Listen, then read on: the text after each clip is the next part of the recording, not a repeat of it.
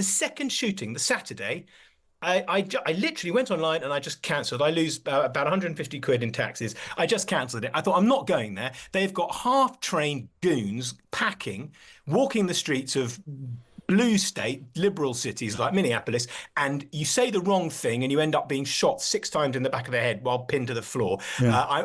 I wasn't planning to get in the way of any ICE agents, but you never know what's going to happen. And I just thought, I cannot put my family in the way of this lunatic militarized state in chaos. To the United States and the state of Minnesota, the city of Minneapolis, a chief federal judge there has ordered the acting director of ICE, Todd Lyons, to appear in court on Friday. That's over allegations of defying court orders. It's the latest move in the story of Alex Pretty, who was shot dead by federal agents of the Immigration Enforcement Agency, ICE, in the city at the weekend. Now, the Times columnist Giles Coren has written in his column in the Times today, he's cancelled his plans to go on holiday with his family to Miami. Says America is not a place for decent people. And Giles is on the line. Hi to you, Giles. Hello, John. How are you? Hi, Giles. I've read your story with an enormous amount of interest. Just tell me what happened here. You were looking at a holiday in Florida. You decided, no, me and my family are not going to do that. Just talk to me about that. Oh, I had booked it. I got a lot of air miles from my terrible traveling around the world for work, and I wanted to take the kids somewhere warm, as I sometimes do in February. And if you can get air miles, you can get to places like LA, Miami, in the way that you can't get to what I would think of as a really nice holiday destination. You can't get to Barbados. So I booked Miami, booked Florida. Just thought it's quite warm. We'll go there. That'll be nice. I'm always fighting a losing battle, or a winning battle, actually, in my house against young children who think America's dangerous. So my son, wherever we go, my son thinks it's dangerous. Don't want to go there. There's murders. Don't want to go there. There's volcanoes, tsunamis, Yeah. And I've always told him, no, America's safe. And we have been to LA. We went as a family 3 years ago for a sort of family trip, again, air miles. And on that one, he was going, Dad, we're all going to get mass shootings, they've got guns everywhere. And I said, no, it's fine. And then there were literally 6 mass shootings in Los Angeles in the 4 weeks leading up to a holiday. I had to keep turning down the car stereo and say, oh, don't worry, Sam, it's not people like us, it's gangs, it's fine.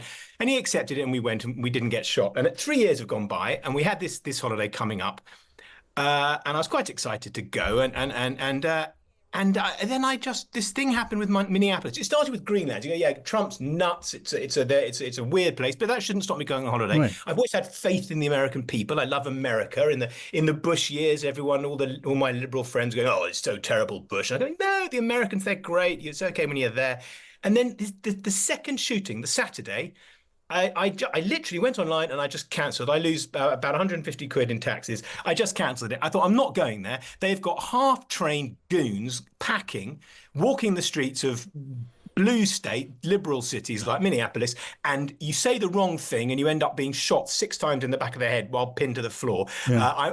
I wasn't planning to get in the way of any ICE agents, but you never know what's going to happen. And I just thought, I cannot put my family in the way of this lunatic militarized state in chaos. Right. So I guess it's just repugnance at the violence we're all seeing, every day and every night coming out of Minneapolis. Fear of it happening to me. Genuine, literally fear. I don't like going to a country with the death penalty. I don't approve of it. And if you go to a place where the state kills its citizens, it could happen to you. I wouldn't fancy Saudi. I wouldn't fancy Iran, And so I've always had that slight worry in America. You say the wrong thing, you get mistaken for someone else, you go to court, the wrong thing happens, and you end up being on death row. So Yes. that always was a bit of a thing. Then you've got all everybody's allowed to carry a gun. Now the state is killing its citizens and then saying, yeah, but he was carrying a gun. And you're going, but I thought that was legal. Is it legal or not legal? Even the National Rifle Association now are angry with these ICE officers. I literally, genuinely now believe it's tipped the balance into being too dangerous to go because you'll probably get killed. Right. I'm so interested in your reasoning here, Giles. I mean, I do follow you, but when you say you fear among your feelings about what is happening in Minneapolis and the United States, you say you actually fear being targeted by ICE. I mean, this is not a facetious point, but Giles, you do not look very much like a Mexican or a Somalian. Well, nor did Alex Peretti or that poor woman. This is my point. No. It's like, obviously, the rhetoric that comes back from the administration is that these people were domestic terrorists because they were interfering in. And I'm not that type. I'm not a demonstrator. Yeah. I wouldn't be likely to put my way between a police officer and someone. No, it's true. It's just. it just doesn't. Well, it didn't seem like a happy place. I'll be entirely honest. I had a column to write this morning. I've cancelled my thing, thinking America doesn't seem like the place to go. Whether I'd have cancelled it if I'd put 7,000 quid into the flights, I don't know. They were air miles flights, but it struck me as a moment in history for a columnist with a family to say, now I am going to not go to this place because and it has, what is bizarre, well, so to my great surprise, it kicked off enormously. So quite aside from having 1,000 comments on below the line in the Times, which you don't normally have on a notebook, it's got sort of 1.5 million hits on Twitter. I'm getting stuff from all over America. They've woken up. They're absolutely furious with me. They're all telling me, well, you live in Londonistan where there's a rape every 2 seconds. And I go, they're possibly having an equally hysterical response to safety here. So interested to talk to you, Giles. Thanks for coming on. Giles Coren there. Now, listening to that with us is Jamison Whiting. He's a city councilor for the city of Minneapolis, also an attorney at law. Jamison, welcome. Thank you. Thank you for having me. Thank you for coming. So you were listening to Giles Coren there. What did you make of what you heard? Yeah, it's not surprising that they are feeling the same fear that we are in the city of Minneapolis. I think, it's I wouldn't say encouraging, but it's exactly what we are feeling here in our city, right? All of our citizens, my residents, are walking around in fear of their life because we have mass agents from the federal government occupying our city right now, and it's an occupation. Is that an exaggeration when you talk about the people of Minneapolis walking about in fear? Are we talking about, is that generally true? Is that true of some people in some particular neighborhoods? What's the situation? Yeah, and what we're seeing, right, these are individuals that are showing up to bring accountability to what we are seeing from the Trump administration, right? These are people showing up trying to advocate for their constitutional rights that this country was founded on, and they are ending up dead, shot and killed in our streets. And so you'll have parents, you'll have students, you'll have anyone from any race, religion, creed across our country showing up at these protests. And by and large, it's important to note that by and large, the vast majority of these protests and demonstrations are peaceful and are peaceful from our residents. But we're seeing a federal administration engage in chaos and violence in our streets. Do you believe it's possible? I'm sure you were watching the president's press secretary last night at the White House, choosing her words very, very carefully. Do you think it's possible that President Trump may now be dialing down the intensity of this operation, this crackdown by ICE agents on illegal migration and the clashes that have been going on with protesters? Is that possible?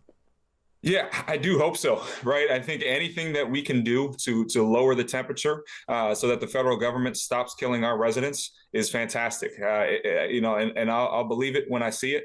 It's the hope. I think we have every single level of government here in our city, up to our state, our governor, our attorney general. Everyone is working in collaboration to ensure that our residents are safe. And then the only way that happens is if these federal agents leave. The moment that these federal agents leave our city, we will be back to normal and there will be safety in our streets. Well, and you'll also would have seen the White House spokesman and various members of the administration saying, look, the real blame here rests with the state governor, Tim Walz, and the mayor of Minneapolis. That they are spreading lies. That was the accusation from the administration and their supporters. They're spreading lies and inflaming tensions deliberately. What do you say to that? Yeah, and if this was about public safety, they would be gone, right? We've had 3 homicides in the city of Minneapolis this year. 2 of them were perpetrated by our federal government. So if this was about safety, they would be gone. And I think we are seeing the violence and the chaos and the temperatures rise, particularly because of our federal government here in our city. And the federal government, those supporting President Trump, are saying that the city and the state should be helping the ICE agents find and detain illegal migrants. If they were to do that, you wouldn't see this trouble. That's what they say. Just answer that for me. Yeah, what we're seeing is Alex Preddy and Renee Good weren't illegal migrants, right? Those are a soccer mom and an ICU nurse. Those are not illegal migrants, and they are no longer with us here today. And so if this was about immigration, we would be seeing it done in the right way, not just walking around the streets asking anyone of color for papers. That's not what we do in the city of Minneapolis. That's not what we do in America. And we are seeing a blatant usurpation of the federal Constitution. All right, Jamison Whiting, City Councilor in Minneapolis, thank you for joining us for your thoughts. Thank you for having me.